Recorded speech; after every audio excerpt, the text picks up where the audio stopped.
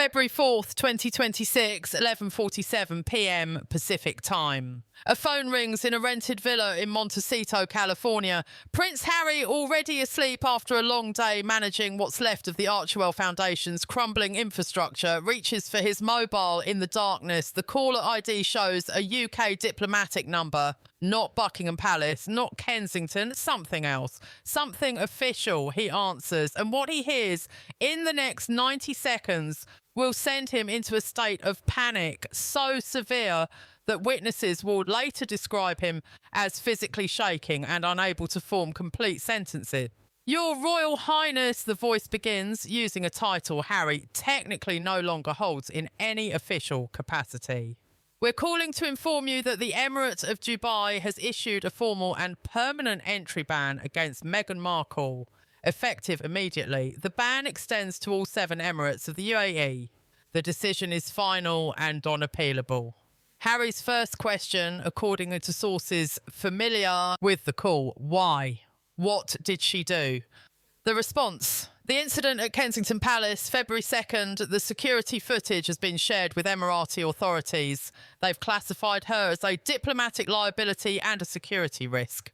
And then the line that will haunt Harry for weeks: sir, you should also know that Princess Catherine has filed a formal complaint and your brother has personally contacted the UAE Ministry of Foreign Affairs to ensure the ban remains permanent. The call ends. Harry sits in the dark. And within 20 minutes, according to household staff who were present, Meghan Markle's voice can be heard screaming from the other side of the villa. Not crying, not upset, screaming with rage, and the words that echo through the hallways, heard by at least 3 separate witnesses. Kate did this! That calculating bitch did this to destroy me! Now, before we go any further, I need to be absolutely clear about something. What I'm about to tell you is based on leaked security footage reports, diplomatic sources from multiple countries, insider testimonies from people who were present during these events, and documented communications between royal households and foreign governments. None of this has been officially confirmed by Buckingham Palace in a public statement, but multiple independent sources across different continents with no connection to each other are all telling the same story with the same details. If even half of what's being reported is accurate, we're not just talking about Meghan being banned from a wealthy country. We're talking about a specific incident captured on palace security cameras that was so egregious that it triggered a coordinated international response involving British royals, UAE diplomats, and what sources are calling the final severance. So let's start from the beginning, because this story doesn't start on February 4th when Harry got that phone call. It starts 2 days earlier on February 2nd at Kensington Palace during what was supposed to be a routine meeting about Archie and Lilibet's legal status in the UK. A meeting that ended with security being called, Catherine in tears, and William making a phone call to Dubai that would change everything. February 2nd, 2026, 2:30 p.m, Greenwich Mean Time, Kensington Palace, London. According to multiple sources who've now come forward, Meghan Markle arrived at Kensington Palace for what had been described in scheduling documents as a private family discussion regarding the children's dual citizenship status and educational planning. This wasn't supposed to be confrontational. Harry had requested the meeting weeks earlier through intermediaries, hoping to resolve some ongoing legal questions about whether Archie and Lilibet could attend British schools if the family ever returned to the UK, even part-time.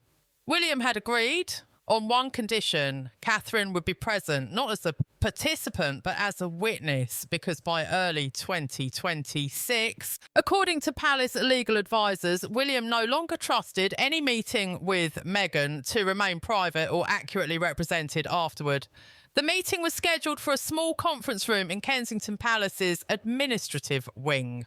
Not the family apartments, not anywhere personal, a neutral, professional space with standard security protocols. Meghan arrived alone. Harry was not with her. According to sources, he'd stayed in California, believing this was a preliminary discussion that Meghan could handle diplomatically. That decision, sources say, is something Harry now deeply regrets. The meeting began cordially enough. William, Catherine and a palace legal advisor sat on one side of the table. Meghan and her attorney sat on the other. The agenda was simple: discuss the children's legal status, review what documentation would be needed for UK school enrolment, and clarify what, if any, royal protocols would apply.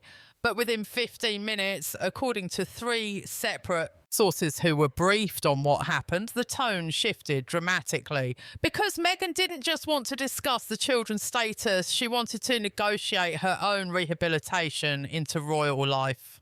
According to a senior palace source, Meghan presented what she called a proposal for gradual reintegration.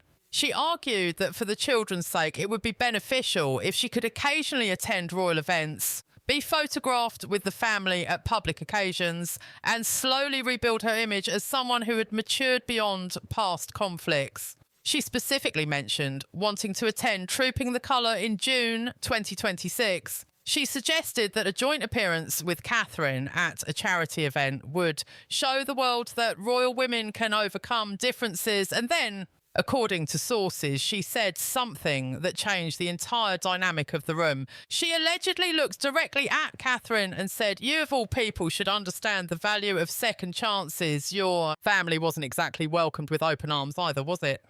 The room went silent. For those who don't know the context, this was a reference to Catherine's middle-class background, something that was scrutinised heavily when she first began dating William. It's a deeply personal subject, and one that the palace has always considered off-limits for public discussion. Catherine, according to sources, remained composed, but her face showed the impact of the comment. William, however, did not remain composed. "This meeting is over," he reportedly said, standing up. "Meghan, you need to leave now." But Meghan didn't leave. According to the security footage timeline that has since been reviewed by UAE authorities, she remained in the room for another 7 minutes. And what happened during those 7 minutes is what ultimately led to the Dubai ban. Because instead of leaving, Meghan allegedly began what witnesses describe as a tirade. Not loud screaming, but intense, pointed, personal attacks directed primarily at Catherine. According to sources who've seen portions of the security footage or have been briefed on its contents, Meghan allegedly said, "You sit there looking perfect, playing the princess, but you've done nothing to help me. You could have defended me to the press. You could have told them the truth about what it's really like in this family. But you chose your precious image over honesty," she allegedly continued. "You know what they say about you behind closed doors? That you're boring, that you have no personality, that William settled because you were safe and wouldn't challenge him. At least I had the courage to speak my truth." Catherine, according to all accounts, did not respond. She simply sat there, tears beginning to form, while William repeatedly asked Meghan to leave. The palace legal advisor reportedly stood and opened the door, indicating that the meeting was terminated. But then came the moment that sealed everything, according to sources. As Meghan finally gathered her belongings to leave, she turned back to Catherine and said something that was captured clearly on the security audio. "Enjoy playing Queen while you can, because everyone knows your children are the only reason you're still relevant. Without them, you're nothing." And then she walked out. Catherine, according to witnesses, broke down the moment the door closed, not just crying, but sobbing. William immediately called security to ensure Meghan was escorted from the building and to verify that all footage from the meeting had been properly recorded and archived. And then he made another call to the UAE Ministry of Foreign Affairs, to a contact he'd built during years of diplomatic work in the Middle East. The message was simple: Meghan Markle is planning to travel to Dubai within the week. She may attempt to use royal connections or imply royal endorsement. I need you to understand that she does not represent the British royal family in any capacity. And after what just happened today, we would consider it a diplomatic favour if she was not granted entry. Now, I want to be clear about something. William didn't formally request that Dubai ban Meghan. That would be inappropriate and potentially illegal. What he did was provide context. He shared that Meghan was no longer affiliated with the royal household, that she had no authority to invoke royal status, and that any business dealings she claimed had royal approval were false. But he also, according to sources, shared the security footage from the February 2nd meeting. And when Emirati officials saw that footage, when they saw how Meghan had spoken to the future Queen of England, when they saw the personal attacks and the refusal to leave when asked, they made their own decision. The UAE has very strict protocols about respect, dignity and social harmony. They have zero tolerance for public or private behaviour that demonstrates disrespect toward authority figures or that could create diplomatic complications. And what they saw on that footage was someone who had verbally attacked a future queen in that future queen's own home in a way that violated every principle of respectful discourse that Gulf cultures hold sacred. The decision was made immediately. Meghan Markle would be denied entry, not temporarily, permanently, and the ban would be shared with other Gulf Cooperation Council nations as a courtesy, flagging her as a potential diplomatic risk.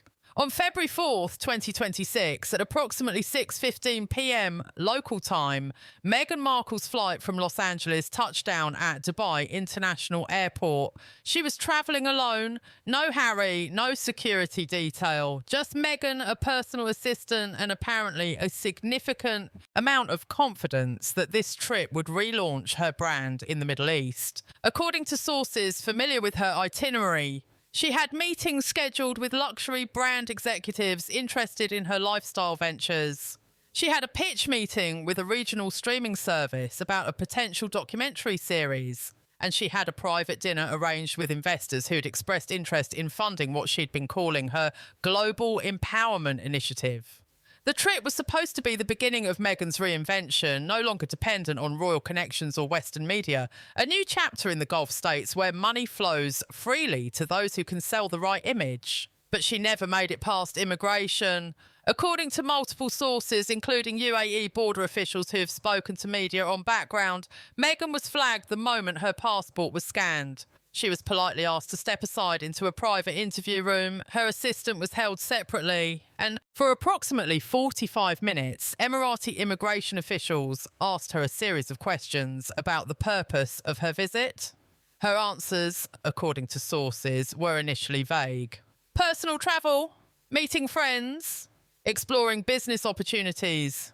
But when pressed about whether she had proper business visas for the meetings she'd scheduled, she allegedly became defensive. And then she made the same mistake she had made at Kensington Palace 2 days earlier. She invoked her royal connection. "I'm married to Prince Harry," she reportedly said. "I'm the mother of Prince Archie and Princess Lilibet. I've been to Dubai before without any issues. This is highly irregular." The immigration officer, according to sources, responded calmly. "Ma'am, we're aware of your background, but that doesn't exempt you from our entry requirements. And based on information we've received from UK diplomatic sources, you are not travelling in any official royal capacity. Is that correct?" Meghan allegedly hesitated. Because she couldn't claim royal status, that would be a lie that could be immediately verified, but without royal status, she had no explanation for why she thought she deserved special treatment. "I need to contact the British consulate," she reportedly said. "You're an American citizen, ma'am," the officer responded. "If you need consular assistance, that would be the US consulate." But Meghan didn't call the US consulate. According to the timeline that's been reconstructed from multiple sources, she attempted to call a UK diplomatic liaison, someone who'd previously handled royal travel arrangements. And when that person answered, Meghan allegedly said something that sealed her fate forever. "I'm being held at Dubai immigration. They're treating me like a common criminal. I need diplomatic intervention. I'm still married to Prince Harry. My children are in the line of succession. I have rights." The UK liaison, according to sources, responded that they would check with Buckingham Palace and call her back. They never called back. Because when the liaison contacted Buckingham Palace to verify Meghan's status and whether any diplomatic assistance should be provided, they received a response that was swift, clear, and absolutely final. Prince William's office issued a single paragraph statement. Meghan Markle is a private citizen with no official role in the royal household. She is not authorised to invoke royal status for personal travel or business purposes. The United Kingdom government will not provide diplomatic support. All consular matters should be handled through appropriate United States channels as she retains US citizenship. That statement was immediately forwarded to UAE authorities, and within 10 minutes, Meghan was informed that her entry into the United Arab Emirates had been denied. She would be placed on the next available flight back to the United States, and a permanent entry ban had been logged in the system. No appeal process, no reconsideration. Final. Meghan allegedly demanded to speak to a supervisor. She was told that the decision was not subject to review. She allegedly threatened legal action. She was reminded that UAE immigration law grants officials complete discretion to deny entry without explanation or appeal. And then, according to witnesses at the airport, she began to cry. Not quiet tears, loud, dramatic sobbing that drew attention from other travellers, even in the private area where she was being held. But the decision didn't change. At 9:30 p.m. Dubai time, Meghan Markle boarded a flight back to Los Angeles alone, humiliated, and according to sources, absolutely furious. The flight back was 11 hours. 11 hours for Meghan to sit in first class, stewing in rage, replaying every moment and deciding who to blame. And by the time she landed in Los Angeles on February 5th at 4:20 a.m. Pacific time, she'd made her decision. This was Catherine's fault. According to sources close to the situation, Meghan became convinced that Catherine had orchestrated the entire thing, that the February 2nd meeting at Kensington had been a trap designed to provoke her, that Catherine had manipulated William into contacting Dubai, that Catherine was behind everything, pulling strings, playing the victim, while systematically destroying Meghan's opportunities. Never mind that it was Meghan's own behaviour that had triggered the chain of events. Never mind that she'd verbally attacked Catherine in her own home. Never mind that she'd then tried to use royal connections. She didn't have to bypass immigration rules in a foreign country. In Meghan's mind, this was Catherine's doing, and she wanted Catherine to know exactly how she felt. February 5th, 2026, 6:15 a.m. Pacific time, the rented villa in Montecito, California. Prince Harry had been awake since the UK diplomatic call at 11:47 p.m. the night before. He'd spent hours trying to reach William, trying to reach anyone at the palace who might explain what had happened or how to fix it. He'd gotten nothing. Every call went to voicemail, every message unanswered. And then Meghan walked through the door. According to household staff who were present, the argument that followed could be heard throughout the property, not just raised voices, screaming, objects being thrown, doors slamming. Harry allegedly tried to understand what had happened at Kensington Palace. Why hadn't she told him about the meeting going badly? What exactly had she said to Catherine? Why had she tried to invoke royal status in Dubai when they'd agreed not to do that anymore? But Meghan, according to sources, wasn't interested in explaining or defending her actions. She was interested in revenge. "I need Catherine's private number," she allegedly told Harry. "Now." Harry, according to sources, refused. He told her that calling Catherine would only make things worse, that they needed to let things calm down, that reaching out in anger would be a catastrophic mistake. But Meghan didn't care. According to two separate sources, she went to Harry's phone while he was briefly out of the room and found a contact list that included palace numbers. And she found Catherine's private mobile number, the one used only for family and close friends. And at 7:30 a.m. Pacific time, 3:30 p.m. Greenwich Mean Time, Catherine's phone rang. Catherine was at home in Adelaide Cottage with the children. It was a quiet Wednesday afternoon. George, Charlotte and Louis were doing homework. William was in London at meetings. She answered the phone, not recognising the California number. "Hello?" And then, according to sources who've been briefed on what happened, Meghan unleashed. The call lasted approximately 4 minutes. And while we don't have a recording or a full transcript, multiple sources have confirmed the general content and tone. Meghan allegedly screamed at Catherine, blaming her for the Dubai ban, accusing her of manipulating William, calling her vindictive, calculating and desperate to maintain her position by destroying anyone who threatened her. She allegedly said, "You couldn't handle the fact that people actually liked me, that I brought something real to that family instead of your boring, perfect princess act. So you've spent years trying to destroy me." Catherine, according to sources, tried to interject multiple times, saying that she had nothing to do with Dubai's decision and that Meghan needed to calm down.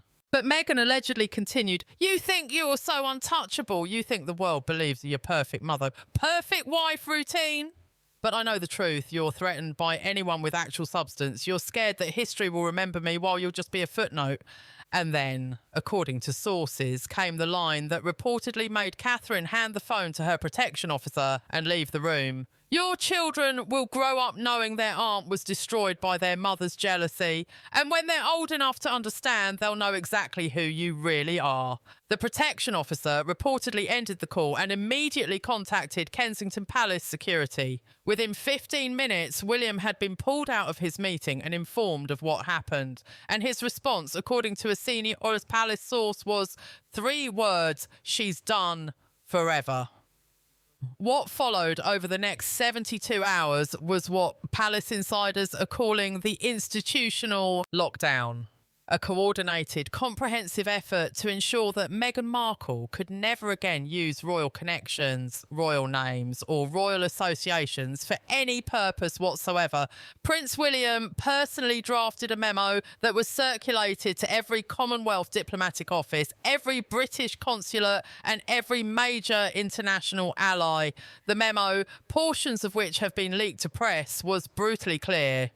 Meghan Markle, also known as Meghan, Duchess of Sussex, is not authorised to represent the British royal family, invoke royal protocols, or claim diplomatic status based on her marriage to Prince Harry. Any attempts to do so should be reported immediately to the Foreign Office. She is a private US citizen and should be treated as such in all contexts. Princess Anne, who had been kept informed of everything that had happened, took things a step further.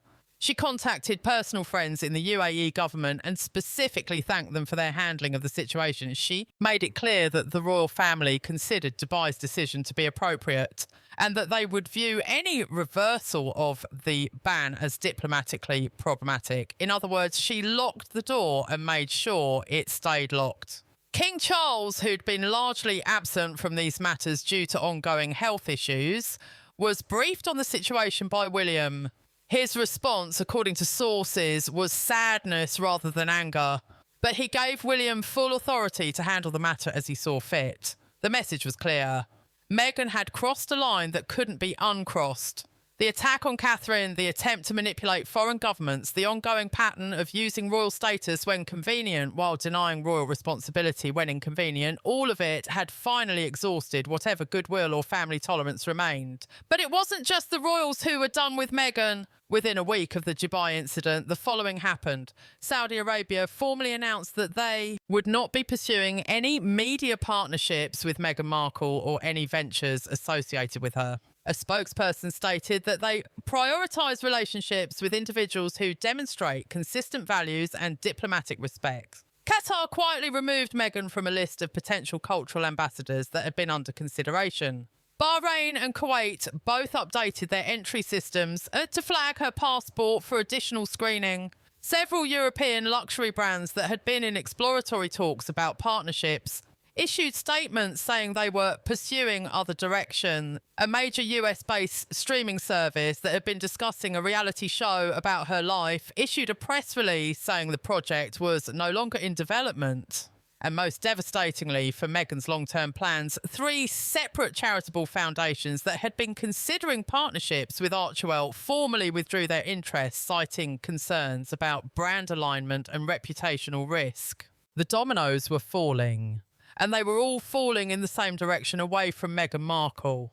Back in California, the impact on Harry has been severe and increasingly visible. According to sources close to the couple, Harry has barely spoken to Meghan since the phone call to Catherine. He's been sleeping in a separate part of the house. He takes his meals separately. He spends most of his time either in his home office or taking long, solitary walks around the neighbourhood. Friends who've managed to reach him by phone describe him as broken and lost. One long-time friend told a British tabloid, Harry knows this is the end, not just of Meghan's career prospects, but of any chance he ever had of reconciling with his family. That phone call to Kate was the final straw. William will never forgive that. Never. There are reports that Harry has been in contact with divorce attorneys, though nothing has been formally filed. According to sources, he's exploring what a separation would look like, particularly concerning custody of Archie and Lilibet and division of their increasingly limited assets. The financial picture is grim. With the Netflix deal dissolved, Spotify gone, Archewell under investigation, and now the Middle East opportunities completely shut down. The Sussexes are facing what one financial analyst called a liquidity crisis. They have legal fees mounting from multiple ongoing disputes. They have the costs of private security. They have living expenses that, even scaled back, remain substantial, and they have virtually no income streams left. One source familiar with their finances told reporters, "They're not broke yet, but they're heading in that direction fast, and there's no rescue coming. No one wants to touch them commercially anymore." The isolation is complete. Professionally, they're toxic. Diplomatically, they're blocked from entire regions. Personally, the marriage appears to be collapsing, and familiarly, the bridges to the palace aren't just burned, they've been demolished and the rubble cleared away. On February 15th, 2026, exactly 11 days after Meghan's Dubai denial, Kensington Palace released a brief statement that received little media attention but carried enormous symbolic weight. The Prince and Princess of Wales attended a private dinner this evening with His Highness Sheikh Mohammed bin Zayed Al Nahyan of the United Arab Emirates. The discussion focused on educational partnerships, environmental initiatives, and strengthening Commonwealth ties in the Gulf region. The message was subtle but unmistakable. While Meghan was permanently banned from the UAE, William and Catherine were being personally hosted by UAE leadership. The contrast couldn't be clearer. The photograph released from the dinner showed Catherine wearing a stunning emerald green gown, smiling warmly as she spoke with Emirati dignitaries. Confident, poised, unbothered. Exactly the opposite of how Meghan must have felt seeing those images, because in the end, this isn't really a story about Dubai or entry bans or diplomatic protocols. It's a story about consequences. Meghan spent years believing that she could navigate the world through manipulation, through playing victim, through using royal association when convenient and rejecting it when inconvenient. She believed she could attack people privately and craft sympathetic public narratives. She believed that her celebrity would always give her leverage. But what the Dubai incident proved is that there are limits, that institutions, when pushed far enough, will protect themselves, that countries with their own reputational interests won't gamble on chaos for the sake of celebrity, and that once you've exhausted the goodwill of powerful people, there's no getting it back. The attack on Catherine was the bridge too far, not because Catherine is fragile or vindictive, but because it demonstrated once and for all that Meghan cannot control herself, that given the opportunity to rebuild relationships,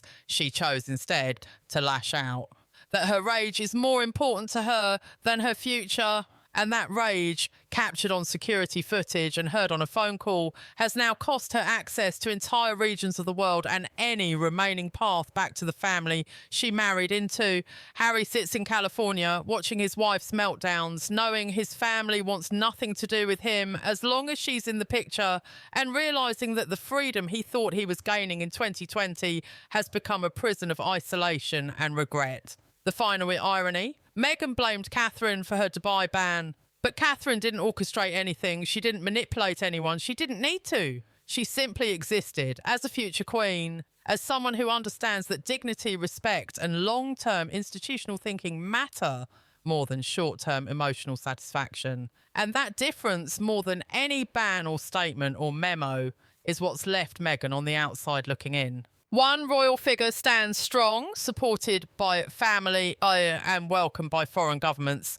The other stands alone, banned from countries, cut off from family, and raging at everyone except the person actually responsible for her downfall, herself. The doors have closed, the bridges have burned, the consequences have arrived. And in the quiet corridors of Kensington Palace, where Catherine still occasionally thinks about that phone call and the venom in Meghan's voice, there's a simple understanding. Some people earn their place through years of service and dignity. Others lose it through moments of uncontrolled rage. And the world eventually recognises the difference.